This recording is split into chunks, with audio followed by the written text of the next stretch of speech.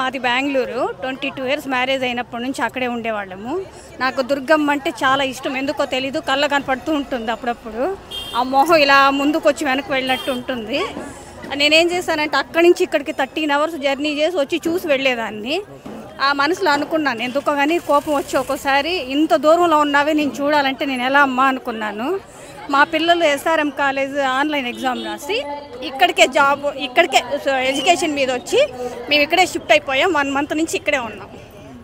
అమ్మవారి దయ చాలా బాగుంది. అన్లిమిటెడ్ ఎనర్జీ అమ్మ, అంతే, ఇంక నేనేం చెప్పలేను. Unlimited energy. ఆమెకు అనుకోవాలే కానీ జరగదంటూ లేదు.